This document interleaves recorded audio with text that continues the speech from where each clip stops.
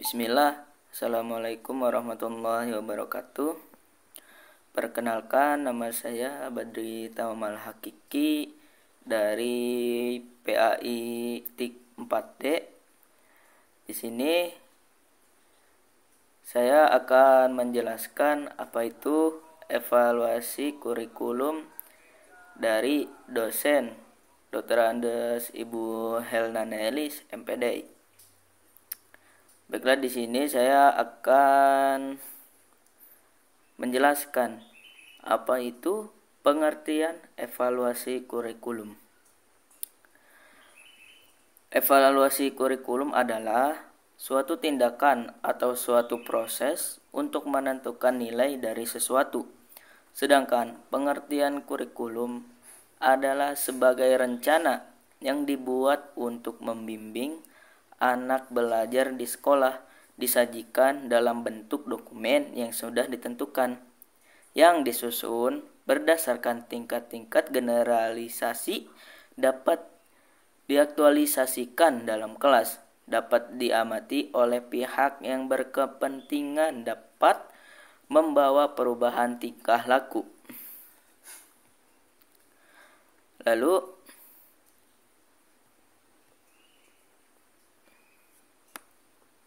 nanti dipotong-potong ya.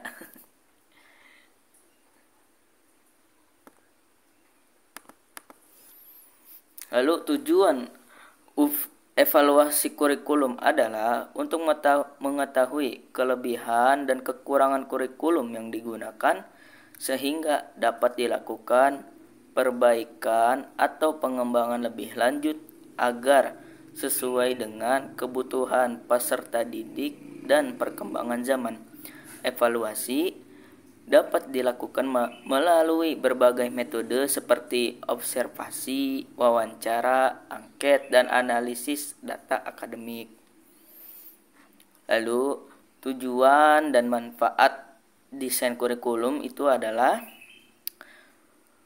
yang pertama, membantu pencapaian tujuan pendidikan, menyusun kurikulum yang sesuai dengan visi, misi, dan tujuan pendidikan nasional maupun institusi. Dan yang kedua, mengembangkan kompetensi peserta didik, meningkatkan keterampilan, pengetahuan, dan karakter peserta didik agar siap menghadapi tantangan kehidupan. Dan yang ketiga, menyesuaikan dengan perkembangan zaman, menyusun kurikulum yang relevan dengan kemajuan ilmu pengetahuan, teknologi, dan kebutuhan dunia kerja seperti zaman-zaman sekarang ini. Dan yang keempat, meningkatkan efektivitas proses pembelajaran, merancang kurikulum yang mendukung metode pembelajaran yang inovatif dan efektif. Dan yang kelima, menyediakan bagi pendidik yang menjadi panduan bagi guru dalam merancang strategi pembelajaran yang sesuai dengan kebutuhan peserta didik. Lanjut, dari manfaat desain kurikulum ialah manfaatnya kesesuaian dengan kebutuhan peserta didik. Kurikulum yang dirancang dengan baik dapat memenuhi kebutuhan minat peserta didik. Dan yang kedua, peningkatan kualitas peserta didik membantu meningkatkan kualitas pembelajaran sehingga lulusan memiliki kompetensi yang lebih baik. Dan yang ketiga, fleksibilitas dalam pembelajaran memungkinkan penyesuaian dengan berbagai kondisi dan kebutuhan, baik lokal maupun global. Terus yang keempat, efisiensi dalam proses pembelajaran, memastikan bahwa waktu, tenaga, dan sumber daya pendidikan digunakan secara optimal. Terus yang kelima, penguatan karakter dan nilai, membantu menanamkan nilai-nilai moral, etika, dan kebangsaan dalam proses pembelajaran. Jadi, desain kurikulum yang baik akan menciptakan sistem pendidikan yang lebih berkualitas dan mampu mencetak generasi yang generasi siap menghadapi masa depan. Generasi sekarang harus siap mengatasi untuk masa depan yang akan datang. Baik, lanjut yaitu strategi apa saja evaluasi kurikulum. Strategi evaluasi kurikulum itu dilakukan untuk menilai efektivitas dan kesesuaian kurikulum dalam mencapai tujuan pendidikan.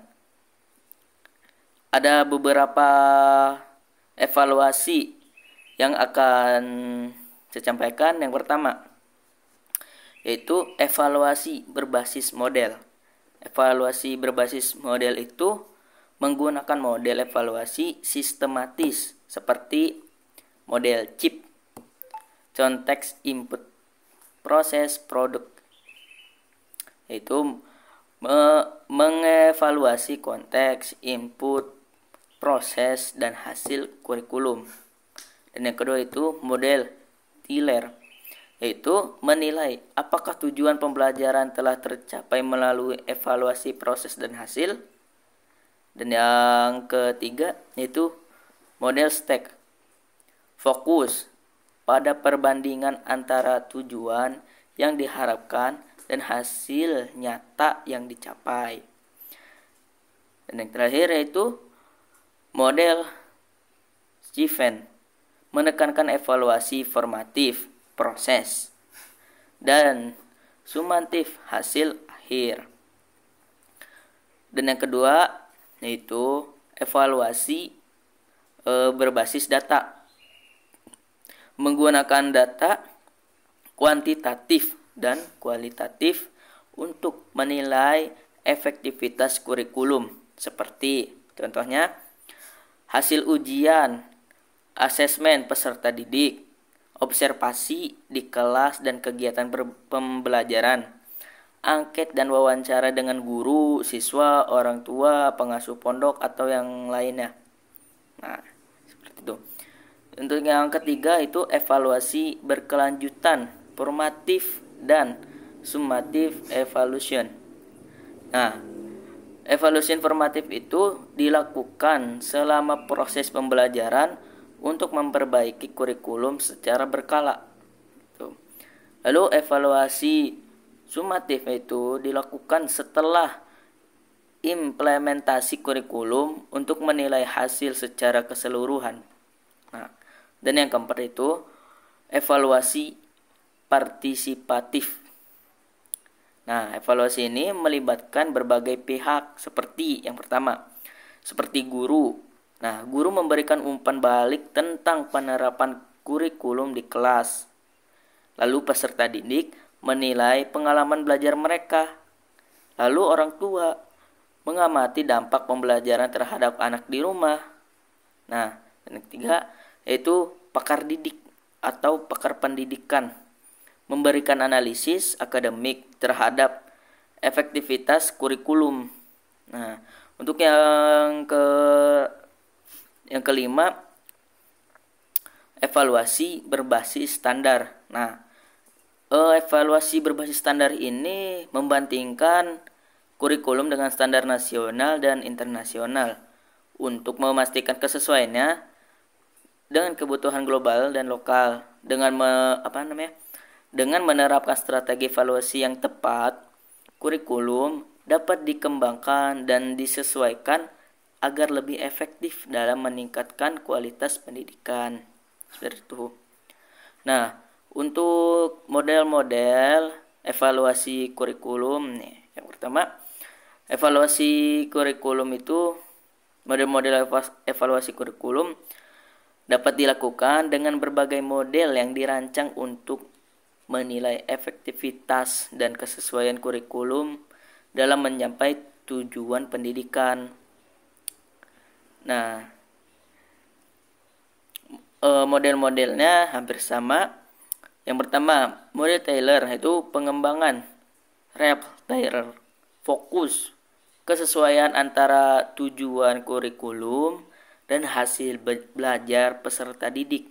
Nah, untuk langkah-langkahnya menentukan tujuan pendidik yang ingin dicapai.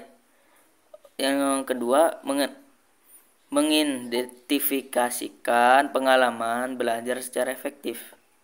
Dan yang keempat, mengevaluasi sejauh mana tujuan telah tercapai.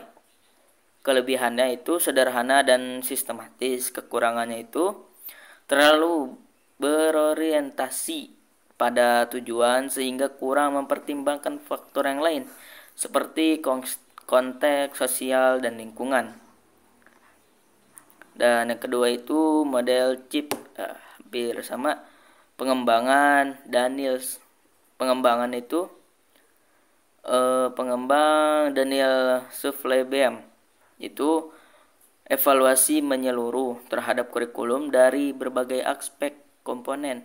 Salah satunya itu konteks, menganalisis kebutuhan dan tujuan kurikulum. Input itu masukan, menilai sumber daya, strategi dan perencanaan kurikulum.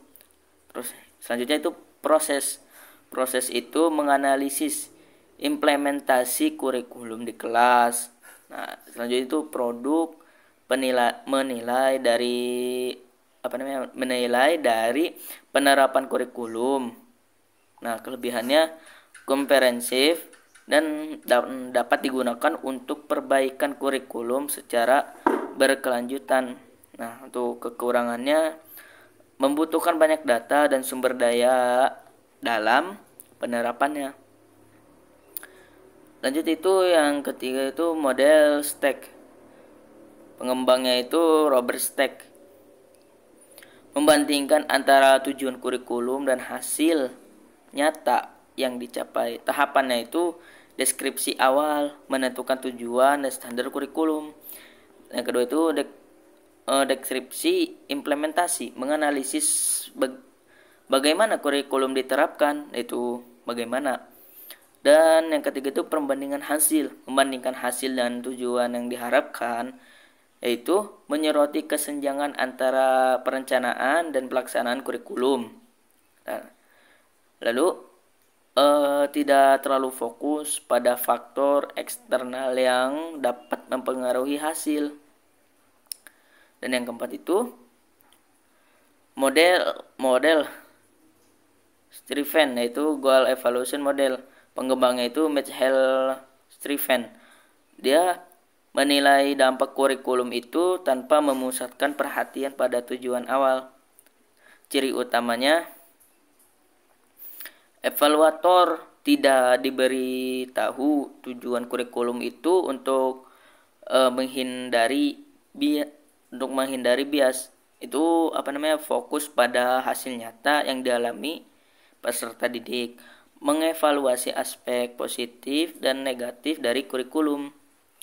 Nah, lebih objektifnya itu karena tidak hanya berfokus pada pencapaian tujuan awal, bisa kurang terarah jika tidak memiliki indikator yang jelas.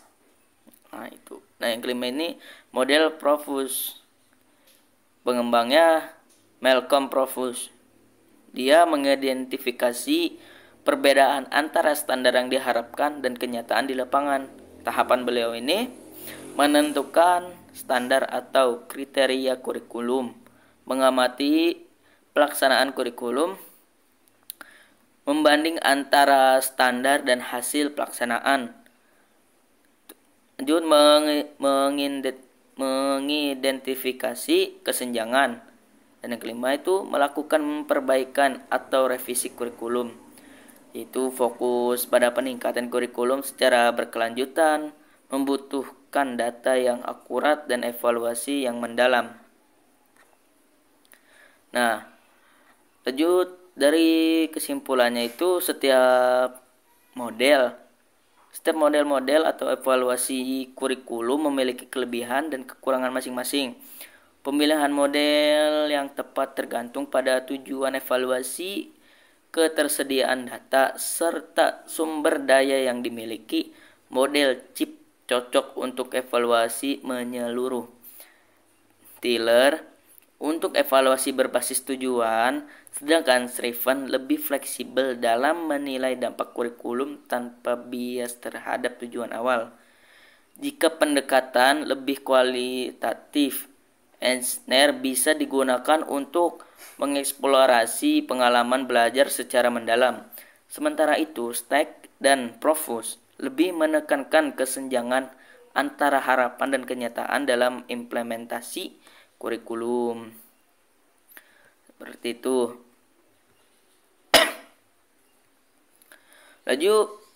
Terus tujuan dan evaluasi kurikulum itu digunakan untuk menilai efektif program.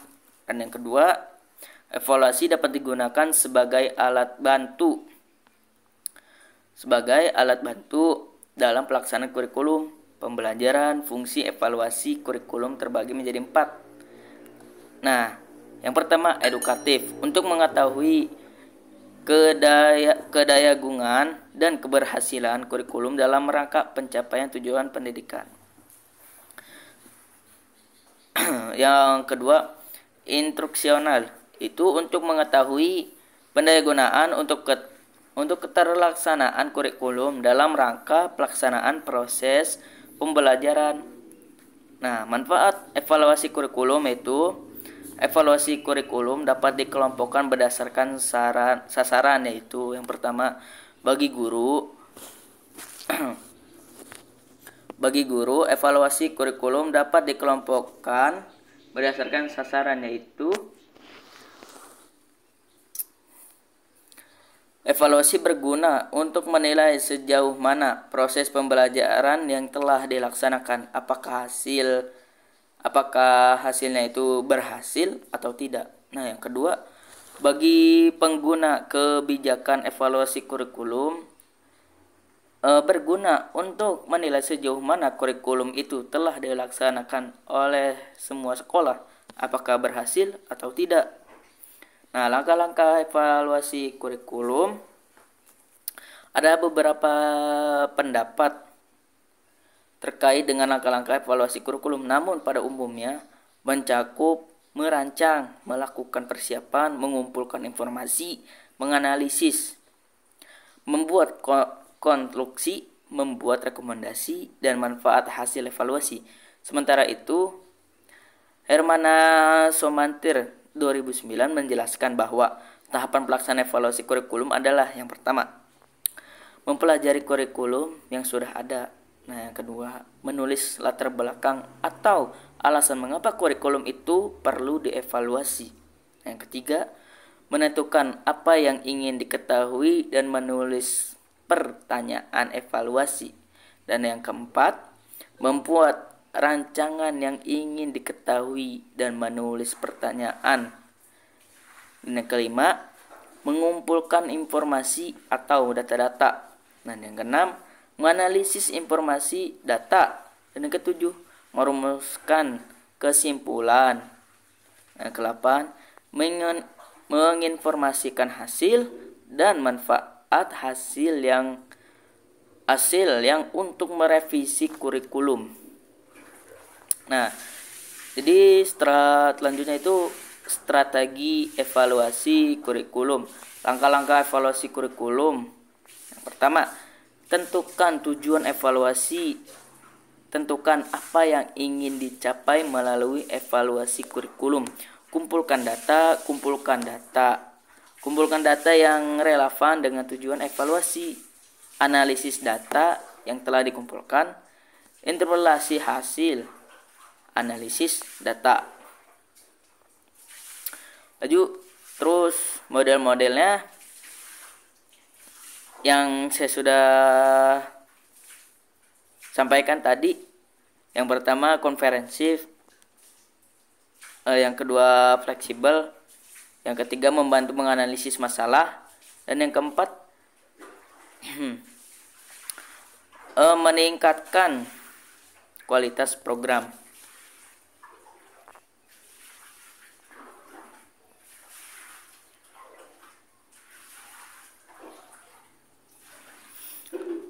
Model-modelnya itu ada kelebihan dan kekurangan ya. Model-modelnya yang kelebihan itu model CHIP, memberikan gambaran menyeluruh proyek, mulai dari konteks hingga penerapannya, mampu melakukan perbaikan selama program berjalan dan memberi informasi final lebih komprehensif menyaring informasi.